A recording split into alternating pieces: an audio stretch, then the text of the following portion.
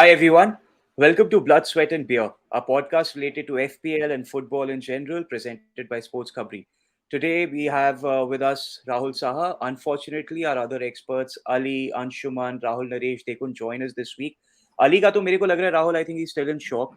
I haven't heard from him since last Saturday 10 p.m. 12 p.m. actually. Last मेरी उससे तब बात हुई थी. Or we are still trying to find out his location, where he is, how he's doing. We've told his parents to take care of him. These kind of shocks take time. मैं खुद अभी उस शौक से उभर रहा हूँ तो मेरी और Rahul has been very kind enough. He's promised me he's not going to talk about it, but I think it's a promise he's going to break as soon as he opens his mouth. Yeah, I'll just add that like the last time I spoke with Ali was when Brentford scored their fourth goal. That's the last time I heard from him. But Rahul, what do I say on that? Yeah, we are supposed to be a Look, family. I'll not add salt to your wounds. Not today. Like I know it was shambolic and like, you were in a lot of pain, so I'll not add further salt to your wounds. But नहीं if actually Ali मैं was तो उस there, yeah, वाले I would have pulled his legs. I think he deserves it also because he's been pushing me to like मेरी FPL में पिछले हफ्ते में उसकी वजह से मैंने यूनाइटेड के प्लेयर्स नहीं निकाले थे just because of him in solidarity. But you still had a great score in your game week 2, right? We'll come to that. That's why. Why do you think I'm smiling right now? Why do you think I'm in good spirits despite the thrashing we got? It's only because this week, guys, I am the winner of the FPL between all the experts, just to make that clear. And despite having three United players in my team, I scored very good. That's what that's what I'm happy about. But let's see how we guys did this week. Rahul, what was your score? What was your score for the game week 2? My score for Game Week 2 was a lowly 59. Look, it started with an implosion from Luca Digne. It was going very well. Then, he had a clean sheet wipeout, scored an own goal. It went from 6 points to Yeah. zero. Phil Foden didn't pay his pass to Erling Haaland. Uh, Mohamed Salah and Trent Alexander-Arnold should have returned attacking output, but they didn't against the Crystal Palace side. So yeah, overall it was a very frustrating weekend for me. Yeah, I think I'm sure there are some observations that you had depending on the conversation that we had in the previous podcast also. We'll come to that, but first let's have a look at the other teams also. Ali's not here with us, but we'll have a look at Ali's team, how Ali did. So Rahul, this is Ali's team. Ali scored 56 this week, and his highest scorer has been Cancelo. Let's no, sorry, Jesus. He scored 19 points. And let's go to Anshuman's team, please. Our expert Anshuman, who loves Manchester United as well, even though he is a realistic fan amongst us. Anshuman has scored Too 38 realistic. points. 38, despite having no United player. I wish Anshuman was there for this discussion. I would have loved to see his reaction and He hear had a his howler. reaction. Wow, wow, this is actually surprising, Rahul. Yeah, he doesn't have one United player and That's he scored but 38. if you look at his team on paper, it's not a bad team at all.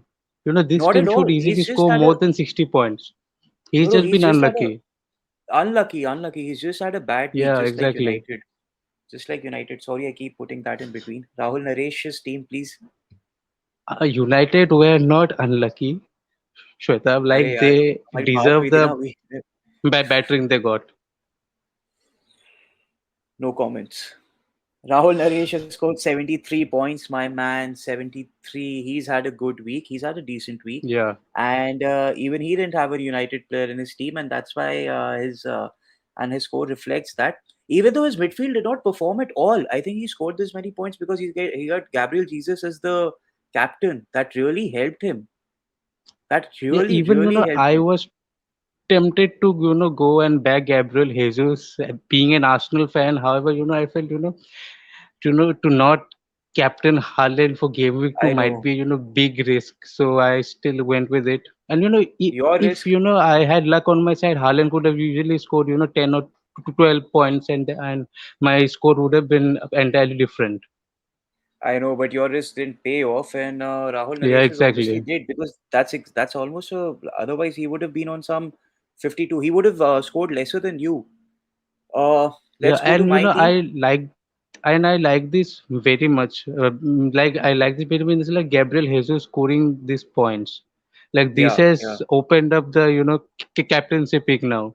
Like there's I think Haaland, also there's Salah, that's true. That's true. That's Jesus, going to be yeah, very then interesting. Kane's on.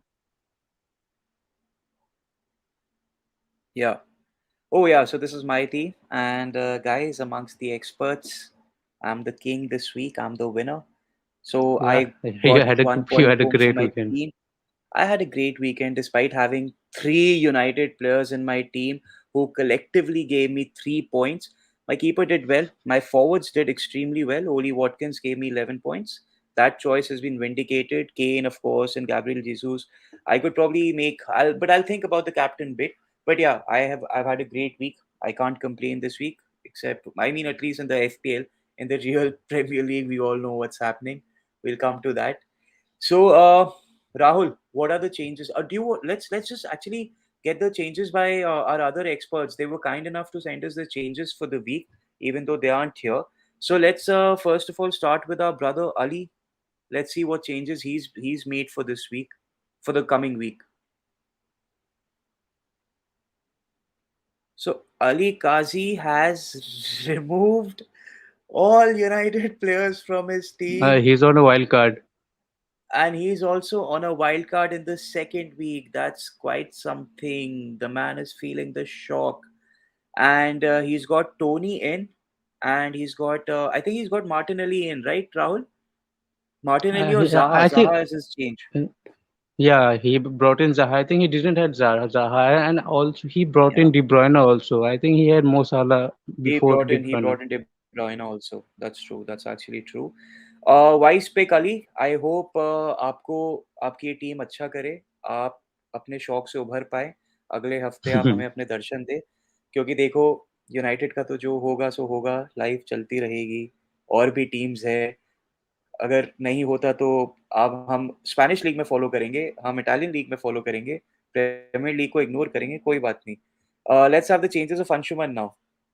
Yeah, so Anshuman Anshuman has had only one change. So yeah, yeah, he sold Harry Kane for Gabriel Jesus. That's his only change. finally, but he's also changed the formation, I think. No, I think he was yeah in the previous game week also he opted I think he opted for a 4-5-1 in the previous game week. Now for this game week he has went for with a 5-4-1, 5-4-1. So he's going big changed at the the. back.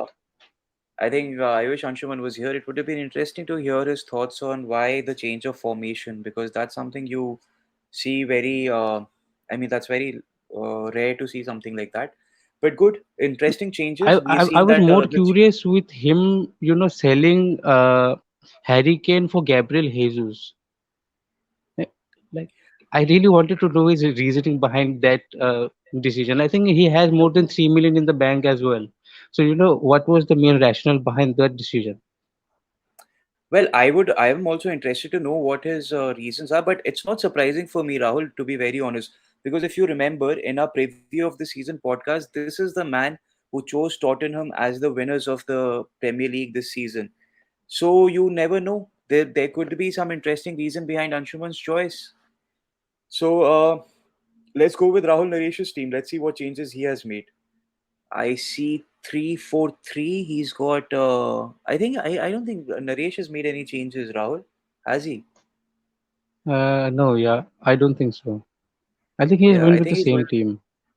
he's gone with the same team. I think that's Tony might after be. the week that. I think he had Tony. Yeah, he had Tony. He had Watkins. He had yeah. He's going with the same team. I Yeah, feel. I think after the week he's had, it's understandable. Maybe he doesn't want to play his wild card now. I think he's going to wait for one more week to see if there's some changes he wants to make. I have made some changes. I have made some major changes, and it might reflect the real Premier League. If I can have my team up there. Yes, Rahul, as you can see, I have removed all United players from my team. I've got Kevin De Bruyne, but I don't know why Adam Lallana is my my vice captain. He's not supposed to be my vice captain. I think the player I've exchanged him for was my vice captain. So I'll be changing that. Don't be surprised, guys. Adam Lallana is not my vice captain, but he's new in my team. The reason behind that is when I got Kevin De Bruyne, I really had no space for anyone else. So I had, and obviously I didn't play the wild card.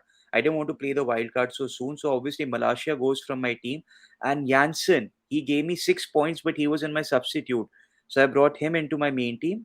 Otherwise, my Lalana is only in my team because I didn't have money left and I had to get some decent player. And I had some options from Newcastle, but I already had a player from Newcastle, so I didn't want to destroy that balance. I still wanted to keep players from different teams, and Kevin De Bruyne is someone I wanted in my team. And of course, the United players. The less said about it, the better. Hopefully, in the middle of the season, I can get some United players back. But as of now, I mean, to be very honest, there's no United player I can have in my team. It's just not worth it. Some of them are not worth playing for the club, also, but that's okay. That's for another topic, another podcast. I think So, guys, Lalana is a very good piece of business from your side. I think he plays in the number 10 hole behind Danny Welbeck, and Brighton has a very good run of fixture. So if you keep hold of him, yeah, he will not give you results for every single game week, but if you look at the five fixtures, I know he can at least give you 2 to 3 goal involvements in those games. So I think at and I think he's priced at 5 million. So at 5 million, I think you have a great pick there. I think less than that, if I'm not wrong. I think I I got think him he for should. very He cheap. was five. Okay, but I've got him for cheap, and I, Hmm. I mean, yeah, there has been some thought process behind it because he is obviously a number 10. He's playing in a very Hmm. good team, like you said, like Brighton, and Brighton has a very good team. They could be scoring 2 to 3 goals every match in some of the fixtures. Obviously, not against the big six, unless and until it's United. But they so Lalana might be giving me at least 6 to 8 points every game week, and that's a lot. That's actually quite a lot. But if your secondary midfielders are giving you between 4 to 8 points a game week, that's quite good. Yeah, I agree. This is what I said. Like I back your pick. Yeah, I back your decision of going with him. This is a shoot business in my opinion. Like Solly March is another player, but if you compare Solly March and him, Lalana gets into more dangerous areas. So yeah, that's a better pick in my opinion. Yeah, we'll next week I'm hoping I do as well as I did this week, and I'm sure that there are going to be the changes. All of you have made changes. All of you need to rise up to my challenge. So I'm sure you guys are going to make a lot of changes, and I'm interested to see what happens next week. But Rahul, very quickly before we move to the next section, right now, is there anything, any emerging trend, something that people should be keeping their eyes open for already that you see? Uh, I've been looking at the underlying stats, and I feel compared to previous season, this season there will be less clean sheets. This is what I feel because comparatively, I think the game has become a lot quicker. So like the defenders are not able to sustain high speed transitions. So in that case, I feel so. This is why I think you are seeing as the FPL season has started, the teams that have less defenders in their FPL team are per se, and with who have given more emphasis on their say let's say a front three or power pack midfield. Those type of players have been rewarded as of now. And I think this trend will at least continue. I think for the foreseeable future, and this is why I was also discussing this in the previous game week that the meta could break really soon, where most of the teams will opt to go for a front three instead of a two or a one. And I think in that regard, you have been ahead of the curve with a front three. Oh yeah, I know that was a well thought out decision. So we'll just move on to the the league leader for Blood, Sweat, and Beer, our league, which has been running on FPL, which all of you are welcome to join. You must join, and the link is there in the description. Please join our league, become a part of the team, and because there are exciting things happening there. So let's have a look at our league leader for this week. Who won the league? Triple captain Gabriel Jesus. Oh yeah, he played triple captain also. He's played triple captain, and Yeah, we'll have a chance in a double game week. yeah. But that's actually, I mean, that's why his Gabriel Jesus has given him 57 points. Otherwise, his team, if you see honestly, his team hasn't done that well. I mean, James has given him 7 point, Cancelo has given him 8 points, but otherwise, Yeah, exactly. yeah, his team hasn't done that well. He's just, but clever use of the triple captain. That is why you have to be very aware of when you want to use all these things, and he just did it wisely. So kudos, man, kudos. Uh, Yeah, he backed well his played. gut feeling and he got rewarded for it. Absolutely, absolutely. And his name was Joni. Joni, congratulations for winning the Blood, Sweat, and Beer podcast for this week. Again, a request to our league leaders, other league members. You can leave your comments.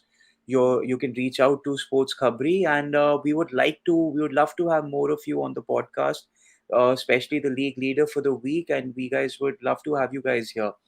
Rahul, I have a question for you.